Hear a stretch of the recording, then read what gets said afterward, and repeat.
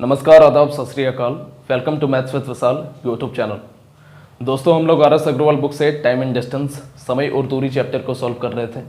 इस पर हम लोग इसके एक्सरसाइज बी के 13 सवालों को अब तक सॉल्व कर लिया था और आज के इस वीडियो में हम लोग इसके आगे के सवालों को सॉल्व करेंगे। आज हमारा टाइम एंड डिस्टेंस कंप्लीट पूरा सॉल्व हो जाएगा। ठीक है, इसके मात्र 4 सवाल बचे हुए हैं, उसको सॉल्व कर लेते हैं और उसके बाद हम लोग आगे की बात करेंगे। तो चलिए ज़्यादा समय ना लेते हुए आज के क्लास को स्टार्ट करते हैं। क्वेश्चन नंबर 13 तक हो गया था, क्वेश्चन नंबर 14 आप लोगों को क्वेश्चन नीचे लिखा हुआ मिलेगा, मैं अपने बुकलेट से पढ़ूंगा। क्वेश्चन नंबर 14 क्या है, देखिए। एक खरगोश ने एक कुत्ते से 100 मीटर आगे है। एक खरगोश एक कुत्ते से 100 मीटर आगे है। उसने पीछे मुड़कर कुत्ते को देखा तथा 12 किलोमीटर प्रति घंटे की गति से भागना आरंभ किया। आधा मिनट बाद कुत्ते ने खरगोश को देखा तथा 16 किलोमीटर प्रति घंटे की गति से उसका पीछा किया। वह कब उसे पकड़ लेगा? आइए समझते हैं। Question number 14। एक खरगोश एक डॉग से 100 मीटर आगे है। ठीक है, जो क्वेश्चन में बोलेगा वही चीज़ हम लोग सेम टू सेम करेंगे। ठीक है, आगे समझने की कोशिश करो।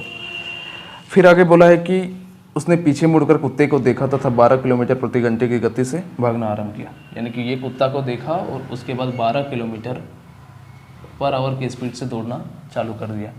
अब ये जो डॉग है, आगे फिर बोला है कि आधे मिनट बाद डॉग जो है 16 किलोमीटर पर आवर की स्पीड से भागना स्टार्ट किया। तो आधे मिनट बाद अब ये खरगोश जो है इसका वेट तो करेगा नहीं कि आधा मिनट हम रुकते हैं, कुत्ता आएगा और हमको खा लेगा। वेट तो करेगा नहीं, ये तो आधा मिनट कम से कम भागेगा। यानी कि खरगोश जो है आधा मिनट यानी कि 30 सेकेंड, आधा मिनट को 30 सेकेंड कर सकते हो ना, 30 सेकेंड भागा, 30 सेकेंड भागा। और यहाँ पे देखो इसकी चाल जो है किलोमीटर पर आवर में दिया हुआ है, तो इसको अगर मीटर पर सेकेंड में हम लोग चेंज कर देंगे और यहाँ पे समय 30 सेकेंड दिया हुआ है, तो चाल दिया हुआ है, समय दिया हुआ है, तो हम लोग दूरी फाइंड आउट कर सकते हैं कि खरगोश 30 सेकेंड में कितना दूर भागा। ठीक है, तो दूरी कैसे फाइंड आउट करेंगे? दूरी बराबर नहीं, सबसे पहले इसको मीटर पर सेकेंड में चेंज कर दो। 5/18 हम लोगों को पता है किलोमीटर पर आवर को मीटर पर सेकेंड में चेंज करने के लिए 5/18 से गुना करते हैं। बड़ा से छोटा करना है तो 5/18, छोटा से बड़ा करना है तो 18/5 से गुना करते हैं। काफ़ी अच्छे से मैंने बस समझाया। 6 दूने 12, 6 3 18 बराबर 10/3 मीटर पर सेकेंड। यानी कि खरगोश की चाल मीटर पर सेकेंड में 10/3 मीटर पर सेकेंड हो गया। अब आगे समझते हैं। दूरी हम लोग निकालेंगे कि खरगोश 30 सेकेंड में कितना दूरी गया। तो दूरी बराबर क्या होता है? चाल गुने समय। समय कितना है? 30 सेकेंड। काट दो, 10 बार में बराबर 100 मीटर। ठीक है, यानी कि 30 सेकेंड में खरगोश और 100 मीटर गया, तो यहाँ से बढ़ा करके इसको यहाँ तक पहुँचा दो, यानी कि और 100 मीटर गया खरगोश। अब कुत्ता जो है पीछा करना, जो डॉग है इसका पीछा करना स्टार्ट करता है।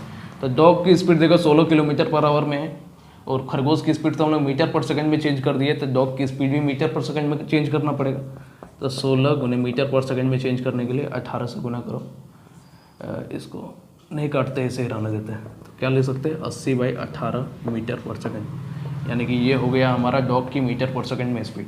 तो हम लोगों से पूछा है कि डॉग कब खरगोश को पकड़ लेगा। खरगोश तो यहाँ पहुँच गया ना, ठीक है, कब पकड़ लेगा? तो दोनों के बीच की डिस्टेंस टोटल कितनी होगी बताओ? 100 और 100 मिला करके 200 हो गया, दोनों के बीच का डिस्टेंस।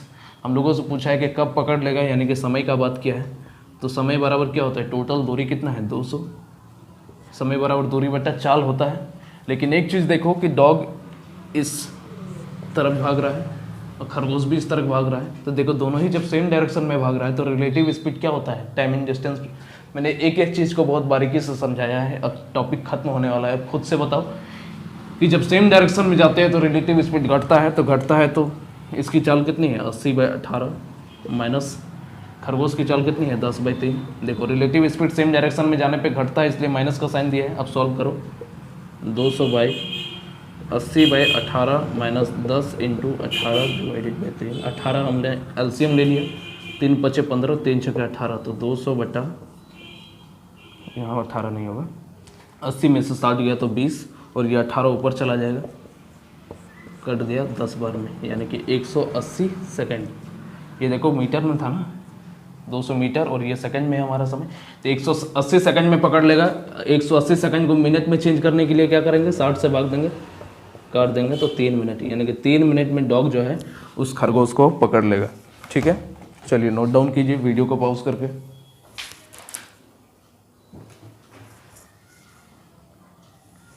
चलो अगला सवाल समझते हैं।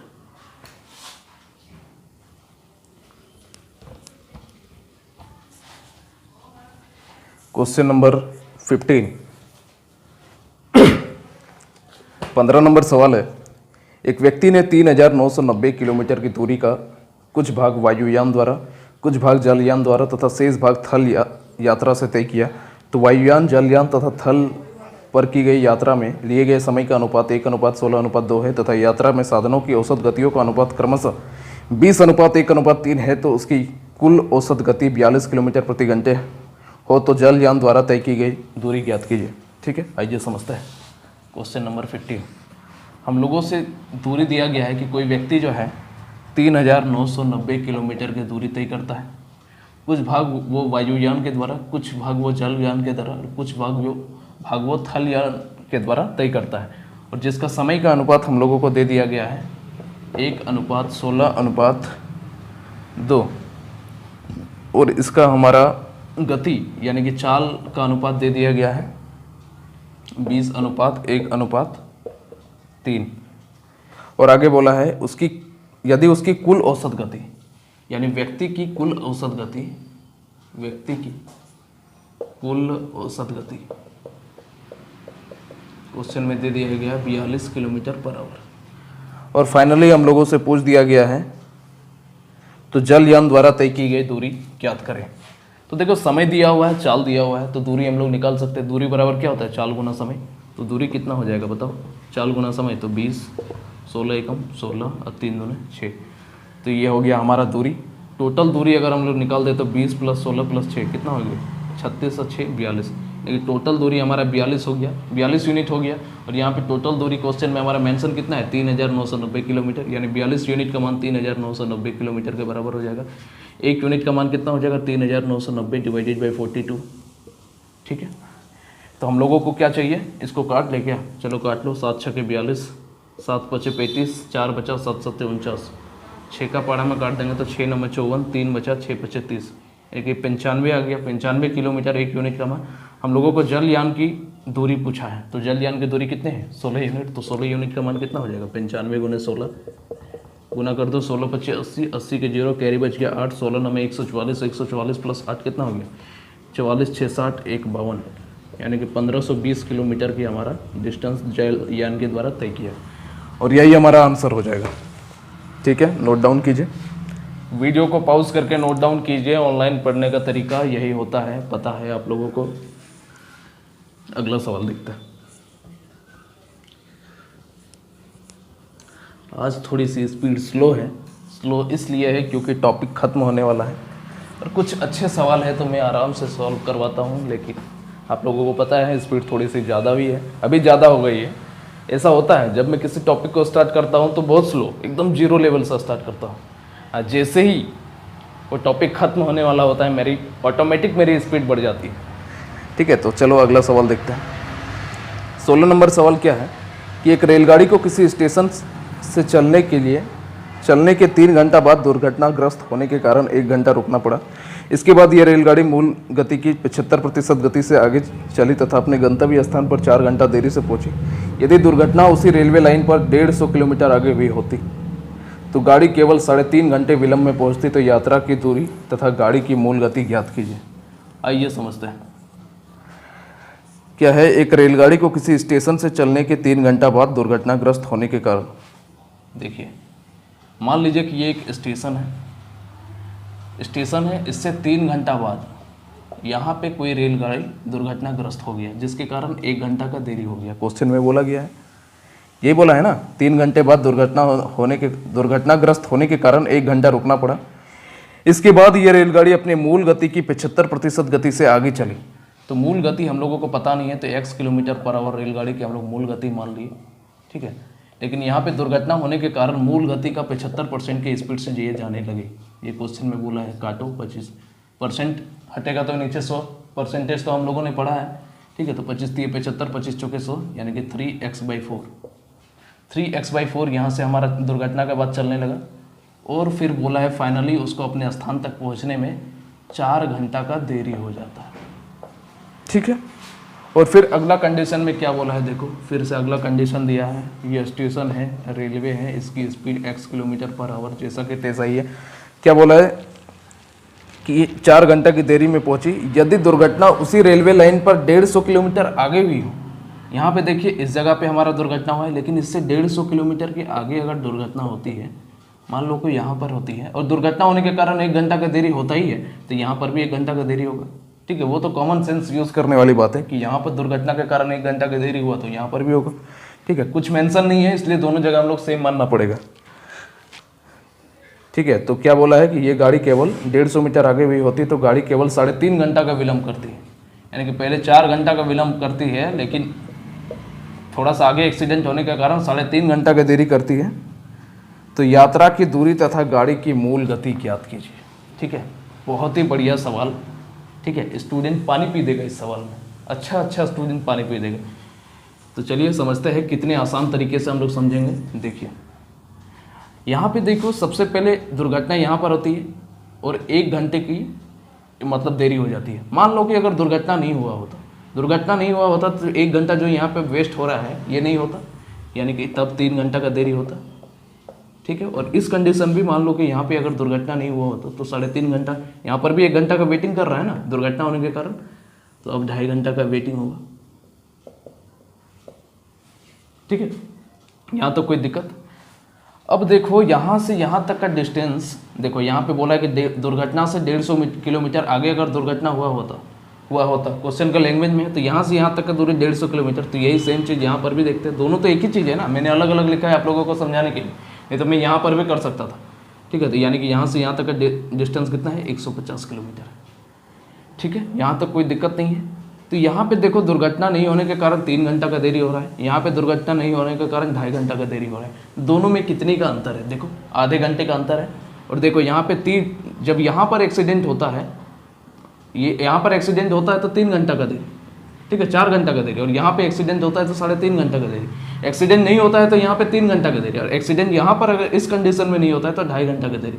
यानी कि दोनों में कितना का अंतर है, आधे घंटे का अंतर है। और आधा घंटा में ये क्या होता है, आधा घंटा का अंतर क्यों होता है, क्योंकि 150 मीटर आगे 150 किलोमीटर आगे हमारा एक्सीडेंट हो रहा है, तो ये आधा घंटा की दूरी 150 किलोमीटर में तय की जाएगी।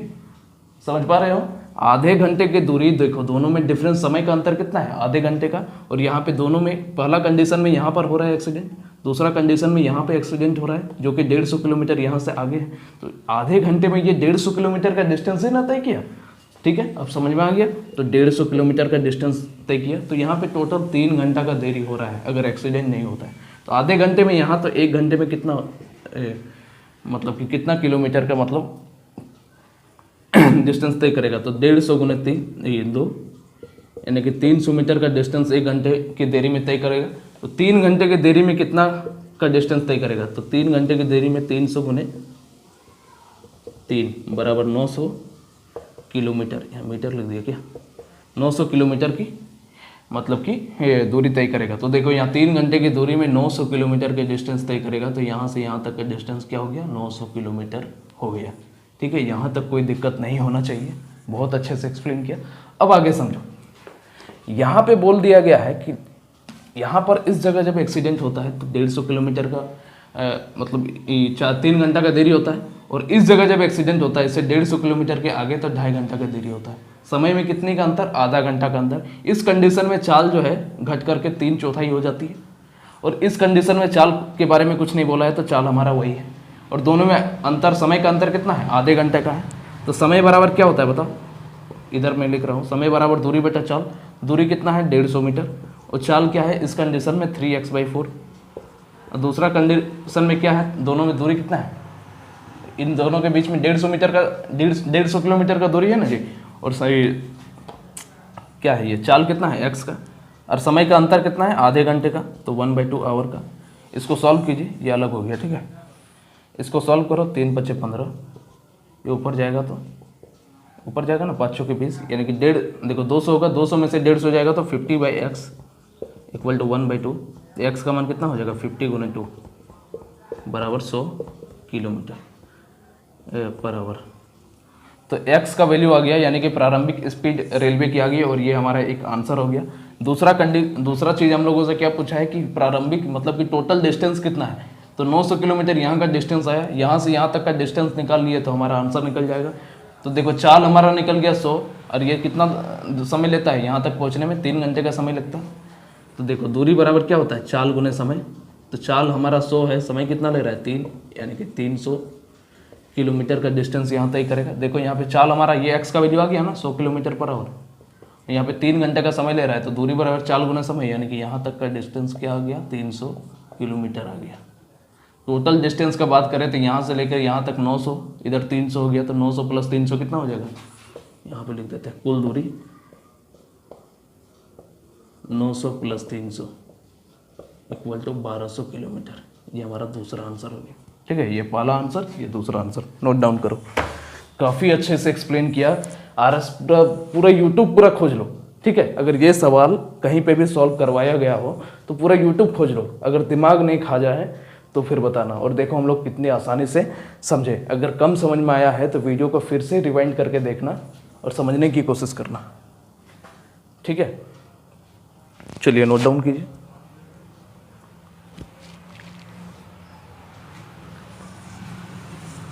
चलो इस चैप्टर का आखिरी क्वेश्चन को देखते हैं।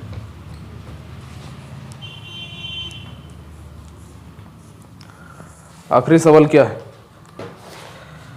बहुत ज़्यादा गर्मी है। आखिरी सवाल, और एक ग्लास भी नहीं। आखिरी सवाल है कि एक मालगाड़ी स्टेशन ए से स्टेशन बी की ओर जाती है। चलने के ठीक 1 घंटा बाद दुर्घटनाग्रस्त हो जाती है। वहाँ पर 30 मिनट रुकने के बाद वो अपनी प्रारंभिक चाल का 4/5 चाल से पुनः चलना आरंभ कर देता है तथा इसी चाल से बी पर 2 घंटा देरी से पहुँचता है। यदि गाड़ी दुर्घटनाग्रस्त होने से पहले 80 किलोमीटर और अधिक चल लेती है तो वो ठीक 1 घंटा देरी से पहुँचती है। तो गाड़ी की प्रारंभिक चाल ज्ञात कीजिए। ठीक है, आइए समझते हैं। क्वेश्चन नंबर 17 सेम सवाल है, कुछ भी चेंजेस नहीं है, बस डाटा चेंज कर दिया है। ठीक है, देखो एक ट्रेन जो बोल रहा है एक स्टेशन से चलना प्रारंभ करता है, ए का नाम दे दिया गया, और 1 घंटे के बाद मान लो कि 1 घंटे के बाद यहाँ पे दुर्घटनाग्रस्त हो जाती है और 30 मिनट का देरी कर देते हैं। और फिर आगे बोला है 30 मिनट रुकने के बाद अपनी प्रारंभिक चाल 4/5 चाल से पुनः चलना आरंभ करती है। तो यहाँ पे प्रारंभिक चाल ट्रेन की मान ली हम लोग x kilometre per hour. Same question है, बस थोड़ा सा डाटा चेंज है। और यहाँ पे दुर्घटना होने के बाद चाल का 4/5 चाल से चलने शुरू कर देती है। और फिर आगे बोला है तथा इसी चाल से बी पर 2 घंटे देरी से पहुँचती है। ये जो जगह बी है यहाँ पर 2 घंटा देरी से पहुँचती है। दूसरा कंडीशन में क्या बोला है, देखो कि ए है।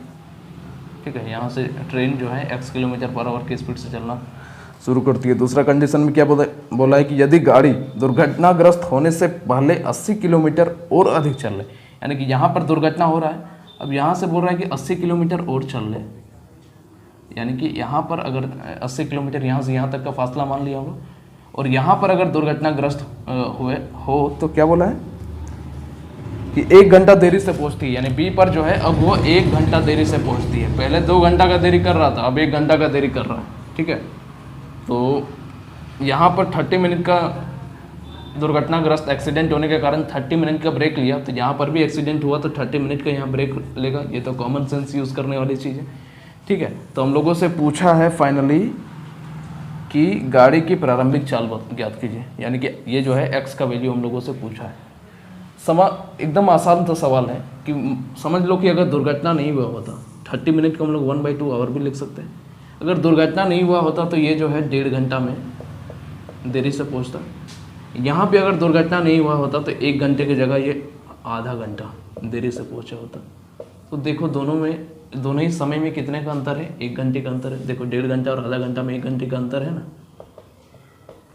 यहाँ पर जब पहुँचा, देखो यहाँ पे दुर्घटना हुआ तो मतलब 2 घंटा का देरी, यहाँ पर दुर्घटना हुआ तो 1 घंटे का देरी। ठीक है, लेकिन अगर दुर्घटना यहाँ पर नहीं हुआ होता तो आधे घंटे का, देखो ये जो आधा घंटा का ब्रेक हुआ तो ये ब्रेक तो लेता नहीं, तो 1.5 घंटा देरी से पहुँचता। और यहाँ पर भी अगर एक्सीडेंट नहीं हुआ होता तो 1 घंटा देरी की जगह वो आधा घंटा देरी में पहुँचता, क्योंकि 30 मिनट एक्स्ट्रा तो ले रहा है ना ये। यानी कि दोनों ही में कंडीशन में क्या है, समय का अंतर 1 घंटा का है, तो समय निकाल दो। और एक चीज़ और, यहाँ से यहाँ तक का डिस्टेंस 80 किलोमीटर है, तो यहाँ से यहाँ तक का डिस्टेंस भी 80 किलोमीटर होगा। तो समय का अंतर कितना आ गया, 1 घंटा। तो समय बराबर क्या होता है, दूरी बट्टा चाल। इस कंडीशन में यहाँ पे चाल कितना है बताओ, 4x/5, और दूसरा कंडीशन में चाल कितना है बताओ, x, और समय का अंतर कितना है, 1 घंटे का। सॉल्व कर दो, इसको काटो, 4 दूने 8, ये ऊपर जाएगा तो 5 से गुना होगा।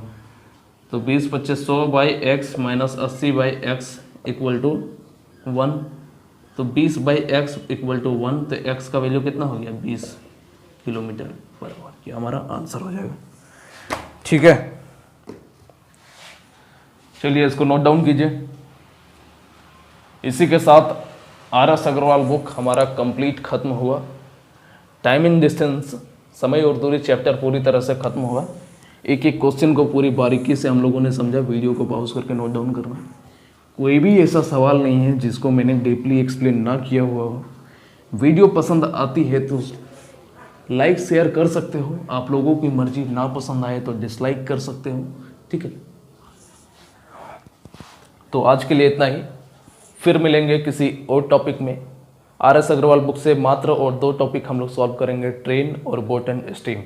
और उसके बाद हम लोग किरण पब्लिकेशन बुक 9500 को सॉल्व करना स्टार्ट करेंगे। पूरे इंडिया में किरण पब्लिकेशन बुक का 9500 को अब तक किसी ने सॉल्व नहीं करवाया है, 1-2 टॉपिक को सॉल्व करवाया है। मैं पूरा किरण पब्लिकेशन को उठाऊंगा और एडवांस मैथ से हम लोग पढ़ना स्टार्ट करेंगे। अर्थमेटिक सब सॉल्व करवाया है, एडवांस मैथ किरण पब्लिकेशन को पूरे इंडिया में कोई नहीं सॉल्व करवाया है, तो हम लोग किरण पब्लिकेशन बुक को सॉल्व करेंगे 1 महीने के अंदर। ठीक है, क्योंकि मेरा ऑफलाइन कोचिंग इंस्टीट्यूट स्थापना हो रहा है, तो पहले इसको मैं अपने काम में थोड़ा सा व्यस्त हूँ, इसको क्लियर कर लेते हैं। और उसके बाद पूरे इंडिया का पहला चैनल होगा मेरा, जहाँ पर किरण पब्लिकेशन बुक का 9500 जो सबसे नवीनतम है उसके एडवांस मैथ को सॉल्व करवाया जाएगा। Algebra, geometry, coordinate geometry, mensuration, DI, ये सारे टॉपिक्स को हम लोग 1 महीने बाद सॉल्व करना स्टार्ट कर देंगे। ठीक है, तो आज के लिए इतना ही। वीडियो पसंद आई है तो आप लोग लाइक शेयर जो भी करना है कर सकते हो। आज के लिए इतना ही, जय हिंद।